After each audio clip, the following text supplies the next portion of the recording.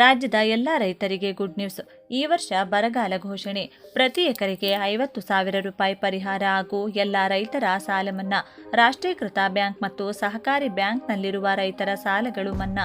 ಈ ವರ್ಷ ಮುಂಗಾರು ಅವಧಿಯಲ್ಲಿ ಕಡಿಮೆ ಮಳೆಯಾಗಿ ಉತ್ತರ ಕರ್ನಾಟಕ ಹಾಗೂ ಮಧ್ಯ ಕರ್ನಾಟಕ ಸೇರಿದಂತೆ ರಾಜ್ಯದ ಹಲವು ಭಾಗಗಳಲ್ಲಿ ಅತ್ಯಂತ ಕಡಿಮೆ ಪ್ರಮಾಣದಲ್ಲಿ ಮಳೆಯಾಗಿರುವ ಬೆನ್ನಲ್ಲೇ ಈ ವರ್ಷ ಬರಗಾಲ ಘೋಷಿಸುವಂತೆ ಈಗಾಗಲೇ ಅನೇಕ ರೈತ ಮುಖಂಡರು ಸರ್ಕಾರಕ್ಕೆ ಮನವಿ ಮಾಡಿದ್ದಾರೆ.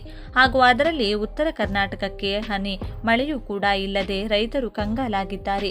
ರಾಜ್ಯದ ನೂತನ ಮುಖ್ಯಮಂತ್ರಿ ಡಿಕೆ ಶಿವಕುಮಾರ್ ಅವರು ಉತ್ತರ ಕರ್ನಾಟಕಕ್ಕೆ ಈಗಾಗಲೇ ಭೇಟಿ ನೀಡಿದ್ದು ಹಲವು ಜಿಲ್ಲೆಗಳನ್ನು ಪರಿಶೀಲಿಸಿ ಈ ಬಾರಿ ಮುಂಗಾರು ಕಡಿಮೆ ಪ್ರಮಾಣದ ಮಳೆ ಆಗಿರುವ ಬೆನ್ನಲ್ಲೇ ಸೂಕ್ತ ಕ್ರಮಕ್ಕೆ ನಿರ್ಧರಿಸಿದ್ದಾರೆ. ಈ ಬಗ್ಗೆ ಅನೇಕ ರೈತರು ಕೂಡ ರೈತರ ಸಾಲ ಮನ್ನಾ ಕುರಿತು ಬೇಡಿಕೆ ಇಟ್ಟಿರುವ ಬೆನ್ನಲ್ಲೇ ಮುಖ್ಯಮಂತ್ರಿ ಡಿಕೆ ಶಿವಕುಮಾರ್ ಈ ಬಗ್ಗೆ ಗಮನಹರಿಸಿ ಸೂಕ್ತ ನಿರ್ಧಾರವನ್ನ ತೆಗೆದುಕೊಂಡು ಕ್ರಮಕ್ಕೆ ಮುಂದಾಗಿದ್ದಾರೆ. ಬನ್ನಿ, ಇಷ್ಟಕ್ಕೂ ಈ ವರ್ಷ ರೈತರಿಗೆ ಕಡಿಮೆ ಮಳೆಯಿಂದಾಗಿ ಎಲ್ನಿನೋ ಪರಿಣಾಮ ಭೀಕರ ಬರಗಾಲ ಪರಿಸ್ಥಿತಿ ಉಂಟಾಗಿತ್ತು. ಈ ವರ್ಷ ಮುಂಗಾರು ಅವಧಿಯಲ್ಲಿ ರೈತರು ಕೈಗೊಳ್ಳಬೇಕಿದ್ದ ಎಲ್ಲಾ ಕೃಷಿ ಚಟುವಟಿಕೆಗಳನ್ನು ನಿಲ್ಲಿಸಿದ್ದಾರೆ. ಯಾವುದೇ ಮಳೆ ಇಲ್ಲದೆ ರೈತರು ಸಂಕಷ್ಟ ಎದುರಿಸುವಂತಹ ಪರಿಸ್ಥಿತಿ ಎದುರಾಗಿತ್ತು. ರಾಜ್ಯ ಸರ್ಕಾರ ಮತ್ತು ಕೇಂದ್ರ ಸರ್ಕಾರದ ಗಮನಕ್ಕೆ ಈ ವರ್ಷ ಬರಗಾಲ ಘೋಷಿಸುವಂತೆ ರೈತರು ಪಟ್ಟು ಹಿಡಿದಿದ್ದಾರೆ. ಬನ್ನಿ, ಇಷ್ಟಕ್ಕೂ ರಾಜ್ಯದ ಮುಖ್ಯಮಂತ್ರಿ ಡಿಕೆ ಶಿವಕುಮಾರ್ ಅವರು ರೈತರ ಸಾಲ ಮನ್ನಾ ಬಗ್ಗೆ ಹಾಗೂ ಈ ವರ್ಷ ಬರಗಾಲ ಘೋಷಿಸುವ ಬಗ್ಗೆ ಹಾಗೂ ಪ್ರತಿ ಎಕರೆಗೆ 50,000 ರೂಪಾಯಿ ಪರಿಹಾರ ನೀಡುವ ಕುರಿತಾಗಿ ಸ್ಪಷ್ಟ ಮಾಹಿತಿಯನ್ನ ನೀಡಿತು. ನೀವು ಕೂಡ ರೈತರಾಗಿದ್ರೆ ಅಥವಾ ರೈತ ಕುಟುಂಬಕ್ಕೆ ಸೇರಿದವರಾಗಿದ್ರೆ ಈ ವಿಡಿಯೋಗೆ ಈಗಲೇ ಒಂದು ಲೈಕ್ ಮಾಡಿ ಹಾಗೂ ಕೊನೆವರೆಗೂ ನೋಡಿ. ರಾಜ್ಯದಲ್ಲಿ ಬರಗಾಲ ಹೆಚ್ಚಿದ್ದು ರೈತರು ಸಂಕಷ್ಟಕ್ಕೆ ಸಿಲುಕಿ ಆತ್ಮಹತ್ಯೆ ಮಾಡಿಕೊಳ್ತಿದ್ದಾರೆ. ಕಲ್ಯಾಣ ಕರ್ನಾಟಕದ ಗ್ರಾಮೀಣ ಪ್ರದೇಶಗಳಲ್ಲಿ ಜನರು ಗುಳೆ ಹೋಗುತ್ತಿದ್ದಾರೆ. ಕೂಡಲೇ ಕಾಂಗ್ರೆಸ್ ಸರ್ಕಾರ ಬರಗಾಲ ಘೋಷಣೆ ಮಾಡಿ ರೈತರಿಗೆ ಎಕರೆಗೆ 50,000 ರೂಪಾಯಿ ಪರಿಹಾರ ನೀಡಬೇಕು ಎಂದು ವಿಪಕ್ಷ ನಾಯಕ ಆರ್ ಅಶೋಕ್ ಒತ್ತಾಯಿಸಿದರು. ಬೆಂಗಳೂರಿನಲ್ಲಿ ಸುದ್ದಿಗೋಷ್ಠಿಯಲ್ಲಿ ಮಾತನಾಡಿದ ಅವರು, ರಾಜ್ಯದಲ್ಲಿ ಬರದ ತಾಂಡವ ನಡೆಯುತ್ತಿದ್ದರೂ ಕಾಂಗ್ರೆಸ್ ಮುಖಂಡರು, ಸಚಿವರು, ಶಾಸಕರು ಜಾಲಿ ಮಾಡಲು ದೆಹಲಿಗೆ ಹೋಗಿದ್ದಾರೆ. ಇದು ಕರ್ನಾಟಕ ಬರ ಅಲ್ಲ, ಇದು ಜನರ ರೈತರ ಹಣೆಬರಹ ಎನ್ನಬೇಕಿದೆ. ಬಿಜೆಪಿ ಅವಧಿಯಲ್ಲಿ ಬರಗಾಲ ಅಥವಾ ಪ್ರವಾಹದಲ್ಲಿ ಮುಂಚೂಣಿಯಲ್ಲಿದ್ದು ಕೆಲಸ ಮಾಡಿದ್ದೆವು ಹಾಗೂ ದುಪ್ಪಟ್ಟು ಪರಿಹಾರ ನೀಡಲಾಗಿತ್ತು. ಆದರೆ ಸಿಎಂ ಡಿಕೆ ಶಿವಕುಮಾರ್ ಬೆಳೆಯಬಾರದು ಎಂದು ಕರೆ ನೀಡುತ್ತಾರೆ. ಹಾಗಾದರೆ ರೈತರು ಏನು ಮಾಡಬೇಕು ಎಂದು ಅವರೇ ಹೇಳಬೇಕು. ರೈತರಿಗೂ ಸಾರ್ವತ್ರಿಕ ರಜೆ ಕೊಟ್ಟು ಬಿಡಲಿ. ವಿಬಿಜಿ ರಾಮ್ಜಿ ಯೋಜನೆಗೆ ಮೊದಲು ವಿರೋಧಿಸಿ ಈಗ ಜಾರಿಗೆ ಮಾಡುವುದಾಗಿ ನಾಟಕವಾಡುತ್ತಿದ್ದಾರೆ. ಕಾವೇರಿ ನೀರನ್ನ ಯಾರಿಗೂ ಬಳಸಲು ಬಿಡುತ್ತಿಲ್ಲ, ಆದರೆ ತಮಿಳುನಾಡಿಗೆ ನಿರಂತರವಾಗಿ ಕಾವೇರಿ ನೀರು ಹರಿಯುತ್ತಿದೆ ಎಂದು ದೂರಿದರು. ಕಳೆದ ವಾರ ಮಳವಳ್ಳಿ ಭಾಗದಲ್ಲಿ ಒಣಗಿರುವ ಕಬ್ಬು ವೀಕ್ಷಿಸಿದ್ದೆ. 157 ತಾಲೂಕುಗಳಲ್ಲಿ ಬರ ಇದೆ. 80% ರಷ್ಟು ಕೃಷಿ ಚಟುವಟಿಕೆ ಸ್ಥಗಿತಗೊಂಡಿದೆ. ಜಾನುವಾರುಗಳಿಗೆ ಮೇವಿಲ್ಲದೆ ಸಮಸ್ಯೆಯಾಗಿದೆ. ರೈತರು ದನಕರುಗಳನ್ನು ಕಟುಕರಿಗೆ ಮಾರುವ ಪರಿಸ್ಥಿತಿ ನಿರ್ಮಾಣವಾಗಿದೆ. ಕಂದಾಯ ಸಚಿವರು ಜಿಲ್ಲಾಧಿಕಾರಿಗಳಿಂದ ವರದಿ ಕೇಳಿದ್ದಾರೆ. 10,000 ಕೋಟಿ ಕೇಂದ್ರ ಸರ್ಕಾರ ಕೊಡಬೇಕು ಎಂದಿದ್ದಾರೆ. ವಾಸ್ತವ ಸ್ಥಿತಿಯನ್ನ ಅಧ್ಯಯನ ಮಾಡಿ ಕೇಂದ್ರಕ್ಕೆ ವರದಿ ಸಲ್ಲಿಸದೆ ಅನುದಾನ ಹೇಗೆ ಬಿಡುಗಡೆ ಆಗಲು ಸಾಧ್ಯ? ಇವರು ವರದಿ ಸಿದ್ಧಪಡಿಸಿ ಕೇಂದ್ರಕ್ಕೆ ಸಲ್ಲಿಸಿ ಪರಿಹಾರ ಸಿಗುವುದು ಯಾವಾಗ?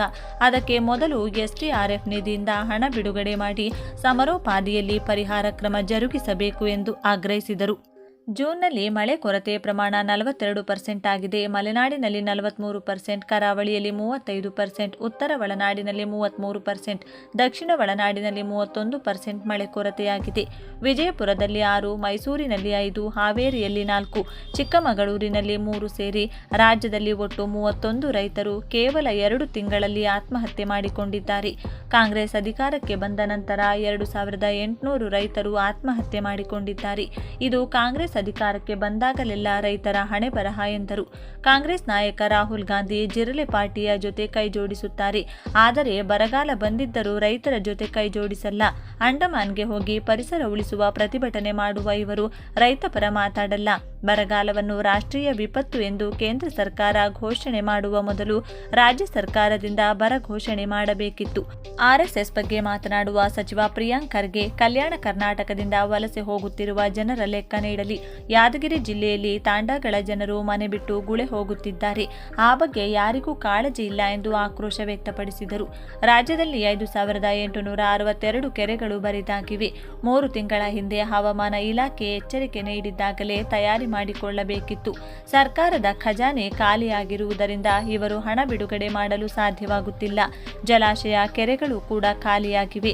ಲಿಂಗನಮಕ್ಕಿ, ಸೂಪಾ, ವರಾಹಿ ಜಲಾಶಯಗಳಲ್ಲಿ 23%, ಕಾವೇರಿ ಜಲಾನಯನ ಪ್ರದೇಶದ ಜಲಾಶಯಗಳಲ್ಲಿ 51% ಮಾತ್ರ ನೀರಿದೆ.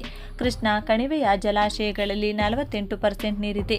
ಪರಮೇಶ್ವರ್ ಅವರ ವರದಿ ಬರುವ ವೇಳೆಗೆ ಎಲ್ಲರೂ ವಲಸೆ ಹೋಗುತ್ತಿರುತ್ತಾರೆ ಎಂದರು.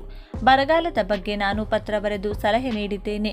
ಸರ್ಕಾರ ಕೂಡಲೇ ಬರಗಾಲ ಘೋಷಣೆ ಮಾಡಿ ಪ್ರತಿ ತಾಲೂಕಿಗೆ 20 ಕೋಟಿ ರೂಪಾಯಿ ಬಿಡುಗಡೆ ಮಾಡಬೇಕು. ಈಗಾಗಲೇ ತಾಲೂಕಿಗೆ ತಲಾ 1 ಕೋಟಿ ರೂಪಾಯಿ ಘೋಷಣೆ ಮಾಡಿದ್ದರೂ ಆ ಹಣ ಇನ್ನೂ ಬಂದಿಲ್ಲ. ಇಷ್ಟು ಕಡಿಮೆ ಹಣದಿಂದ ಬೋರ್ವೆಲ್ ಪುನಶ್ಚೇತನ ಮಾಡಲು ಕೂಡ ಸಾಧ್ಯವಿಲ್ಲ. ಪ್ರತಿ ಎಕರೆಗೆ 50,000 ರೂಪಾಯಿ ಪರಿಹಾರ ನೀಡಬೇಕು. ಯಾವುದೇ ರಾಜ್ಯಗಳಿಗೆ ನೀರು ಹರಿಸಬಾರದು. ಇಲ್ಲಿನ ಮೇವನ್ನು ಬೇರೆ ರಾಜ್ಯಕ್ಕೆ ಮಾರಾಟ ಮಾಡುವ ಜಾಲ ಹುಟ್ಟಿಕೊಂಡಿದ್ದು, ಅದನ್ನು ತಡೆಗಟ್ಟಬೇಕು. ಮಾತು ಕೊಟ್ಟಂತೆಯೇ ಮುಖ್ಯಮಂತ್ರಿಗಳು ಸಾಲ ಮನ್ನಾ ಮಾಡಬೇಕು ಎಂದು ಆಗ್ರಹಿಸಿದರು. ಎಸ್ಡಿಆರ್ಎಫ್ ಹಣವನ್ನು ಈಗ ಬಳಸಿಕೊಳ್ಳಬಹುದು. ಬರಘೋಷಣೆ ಮಾಡಿದ ಕೂಡಲೇ ಎನ್ಡಿಆರ್ಎಫ್ ಅಡಿಯಲ್ಲಿ ಕಾಮಗಾರಿ ಮಾಡಬಹುದು. ಜೊತೆಗೆ ಅನುದಾನ ಕೂಡ ದೊರೆಯುತ್ತದೆ. ಕೇಂದ್ರದಿಂದ ನಿಯೋಗ ಕಳುಹಿಸಿ ವರದಿ ರೂಪಿಸಿ ಅನುದಾನಕ್ಕೆ ಶಿಫಾರಸು ಮಾಡಲಾಗುತ್ತದೆ. ಆದರೆ ಬರಘೋಷಣೆ ಮಾಡಿದರೆ ಅನುದಾನ ನೀಡಬೇಕಾಗುತ್ತದೆ ಎಂಬ ಆತಂಕ ಕಾಂಗ್ರೆಸ್ ಸರ್ಕಾರಕ್ಕಿದೆ. ಆದ್ದರಿಂದ ದೆಹಲಿಗೆ ಹೋಗಿದ್ದಾರೆ ಎಂದರು. ಶಿವಾಜಿನಗರದಲ್ಲಿ ಒತ್ತುವರಿ ತೆರವು ಮಾಡಲು ಹೋದ ಅಧಿಕಾರಿಗಳ ಮುಖಕ್ಕೆ ಪೆಪ್ಪರ್ ಸ್ಪ್ರೇ ಹಾಕಲಾಗಿದೆ. ಕಾನೂನು ಸುವ್ಯವಸ್ಥೆ ಈ ಮಟ್ಟಿಗೆ ಹಾಳಾಗಿದೆ. ಅವರ ವಿರುದ್ಧ ಗೂಂಡಾ ಕಾಯ್ದೆ ಜಾರಿ ಮಾಡುವುದಾಗಿ ಹೇಳಿದ್ದರು. ಅದು ಸಾಧ್ಯವಾಗುವುದಿಲ್ಲ ಎಂದರು. ಕೇಂದ್ರ ಸರ್ಕಾರದ ವಿರುದ್ಧ ರಾಜಕೀಯ ಪ್ರತಿಭಟನೆ ನಡೆಯುತ್ತಿದೆ. ನೀಟ್ ನೆಪದಲ್ಲಿ ಕಾಂಗ್ರೆಸ್ ಹಾಗೂ ಆಮ್ ಆದ್ಮಿ ಪಕ್ಷ ಹೋರಾಟ ಮಾಡಿ ವಿದ್ಯಾರ್ಥಿಗಳ ಬಗ್ಗೆ ಹುಸಿ ಕಾಳಜಿ ತೋರುತ್ತಿದೆ. ಬೆಂಗಳೂರಿನಲ್ಲಿ 11 ವಿದ್ಯಾರ್ಥಿಗಳು ಸತ್ತಾಗ ಈ ಕಾಳಜಿ ಇರಲಿಲ್ಲ. 11 ಯುವಜನರ ಸಾವಿಗೆ ಯಾರೂ ಕಾರಣರಲ್ಲ ಎಂದು ವರದಿ ಬಂದಿದೆ. ಹುಬ್ಬಳ್ಳಿಯಲ್ಲೂ ವಿದ್ಯಾರ್ಥಿಗಳ ಮೇಲೆ ದೌರ್ಜನ್ಯ ಮಾಡಲಾಗಿತ್ತು. ಆಗ ವಿದ್ಯಾರ್ಥಿಗಳ ಬಗ್ಗೆ ರಾಹುಲ್ ಗಾಂಧಿ ಕಾಳಜಿ ತೋರಲಿಲ್ಲ. ಈಗ ಪ್ರಧಾನಿ ನರೇಂದ್ರ ಮೋದಿ ಬಗ್ಗೆ ಟೀಕೆ ಮಾಡುವ ಯಾವುದೇ ಯೋಗ್ಯತೆ ಕಾಂಗ್ರೆಸ್ಗಿಲ್ಲ. ಪ್ರಧಾನಿ ನಿವಾಸದ ಮುಂದೆ ಪ್ರತಿಭಟನೆ ಮಾಡುವುದು ಒಳ್ಳೆಯ ಸಂಪ್ರದಾಯವಲ್ಲ. ಮೋದಿ ಸರ್ಕಾರ ಅಧಿಕಾರದಲ್ಲಿ ಎಂಬಿಬಿಎಸ್ ಸೀಟುಗಳನ್ನು 51,000ದಿಂದ 1.36 ಲಕ್ಷಕ್ಕೆ, ಪಿಜಿ ಸೀಟುಗಳನ್ನು 31,000ದಿಂದ 1.17 ಲಕ್ಷಕ್ಕೆ ಹೆಚ್ಚಿಸಲಾಗಿದೆ ಎಂದರು. ಅಮೆರಿಕದ ಹಣದಲ್ಲಿ ಜಿರಳೆ ಪಾರ್ಟಿ ಪ್ರಾರಂಭಿಸಿ ಕೇಂದ್ರ ಸರ್ಕಾರದ ವಿರುದ್ಧ ಷಡ್ಯಂತ್ರ ಮಾಡಲಾಗಿದೆ. ಲೋಕಸಭೆಯಲ್ಲಿ ಮಾತನಾಡಬೇಕಾದ ರಾಹುಲ್ ಗಾಂಧಿ ಬೀದಿಗೆ ಹೋಗಿ ನಾಟಕ ಮಾಡುತ್ತಿದ್ದಾರೆ. ರಾಜ್ಯದಲ್ಲಿ ಕೆಪಿಎಸ್ಸಿಯಲ್ಲಿ ನಡೆಯುತ್ತಿರುವ ಅಕ್ರಮದ ವಿರುದ್ಧ ನಾನು ವಿಧಾನಸಭೆಯಲ್ಲಿ ಮಾತನಾಡಿದರೂ ಕ್ರಮ ಕೈಗೊಳ್ಳಲಿಲ್ಲ ಎಂದರು.